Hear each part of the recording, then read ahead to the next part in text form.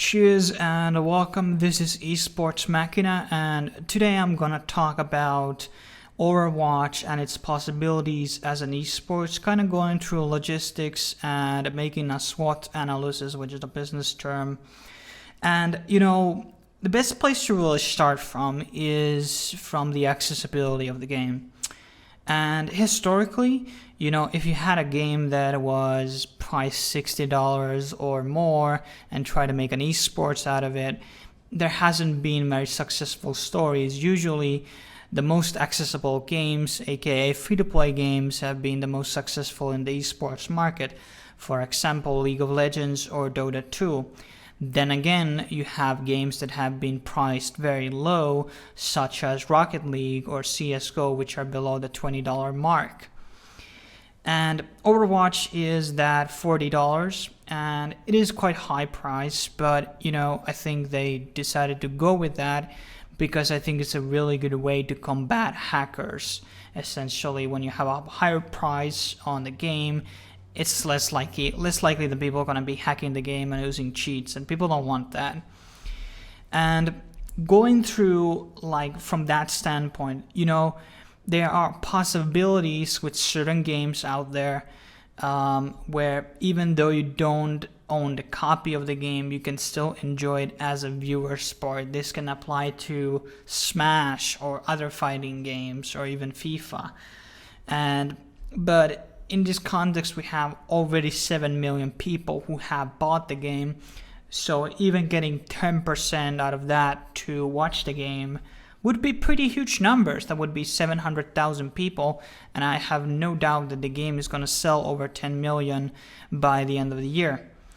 And it is, I think, the potential viewer base is heavily tied on to the amount of copies sold. Sure, you can have people playing on PC bangs on Korea and internet cafes on China. I think that is happening right now. Actually, there was an article about it. And I don't think, personally, this is my thoughts right now, that Overwatch is a game that a lot of people would watch, because I think you have to play it a bit in order to understand the characters and their abilities. You can understand the maps pretty well by watching. I think there's room to actually educate the viewers how does the control points and the payloads and all those work.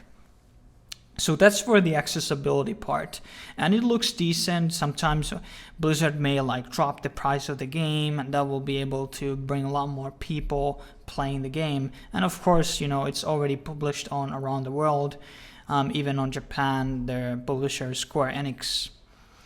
And next we're going to talk about the game itself. So the games themselves last very few minutes, some anywhere from 5 to up to 10 minutes is probably the max.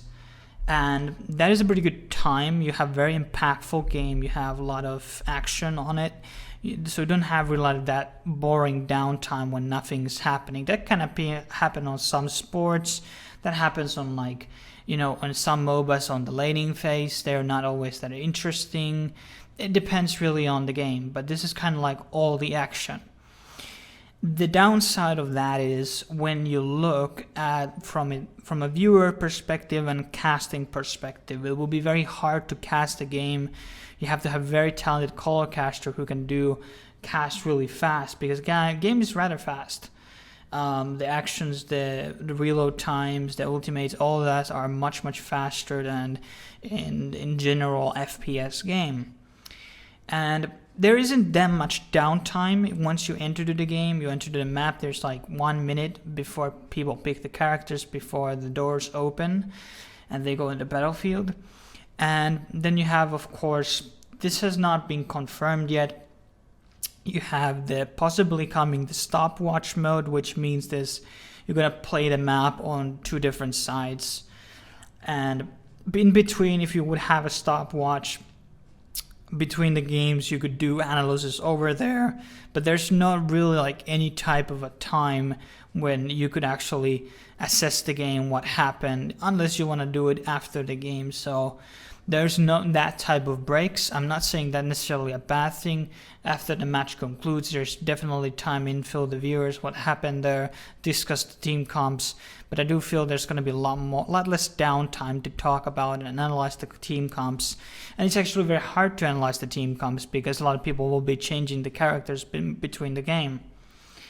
And I think there is definitely possibilities with Overwatch becoming an esport.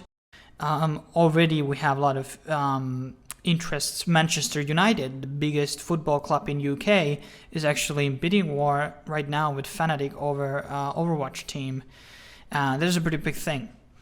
But I'm gonna do another video about the whole regular sports organizations coming into esports and famous people and celebrities as a whole. That will be another video. Stay tuned for that, so subscribe. Cheers. Okay, let's continue. So, final point I wanted to make on this video is Blizzard itself. I think Blizzard is in a very good position right now to be very successful with the game. I think a lot of the success is not only that the game is really good. I think a lot of the League of Legends players are switching to Overwatch. And I think Riot Games has been doing a lot of bad decisions lately, which have led to people become very unsatisfied. And finally, those unsatisfied customers are given an opportunity for a better game. And I think Overwatch finally is that. So for some people, it was Smite or other MOBA, but I think this is going to be, I think the situation that Riot has right now has affected a lot into that conversion where people have gone to Overwatch. And it really comes down to now the Blizzard to make right decisions for the game.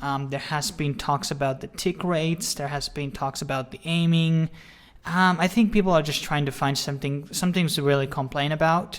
I don't think they're really like that game breaking. I don't think they are things that can really like stop the competitive scene to develop.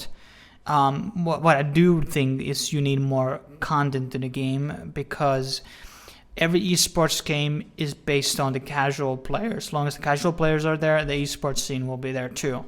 So you have to put up new heroes, you gotta put new maps and new sprays and shit like that to keep people playing the game. And of course it would be good to have more maps on the competitive side. You don't want it to become CSGO. The reason why I don't like CSGO that much is because over these 3 reworks of the CS games, 1.6, Source, and Global Offensive, people still are playing the same maps. People are still playing Train, people are still playing Dust on these, and Inferno on these competitive maps, and it's going to be very, very boring when the pro scene constantly rejects all of the new maps that Valve is trying to push. But that is another big issue as a whole. But I think Overwatch won't have that problem, because at least the things that I played right now, my personal experiences, a lot of the maps are pretty good. Anyhow, as a final thoughts, as I said, like, it's up to Blizzard.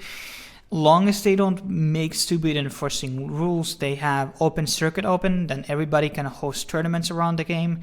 That will be awesome. You have a lot of tournaments to watch. You have the BlizzCon, you can have a WCS even for the game, I don't care. And as long as it's open bracket, there's BlizzCon finals, healthy, regional rules. I'm not saying that, I don't think Koreans will be dominating the game that much. I just have an inkling out of that. But I definitely think that the game can be very successful long as Blizzard doesn't do any really stupid moves in terms of having the monopoly over the game or over the leagues or something like that. Anyhow, thanks for watching this esports video. Check out my other esports videos as well. If you like this type of content, I recommend you subscribing because I do pretty awesome content. Just saying. Anyhow, cheers.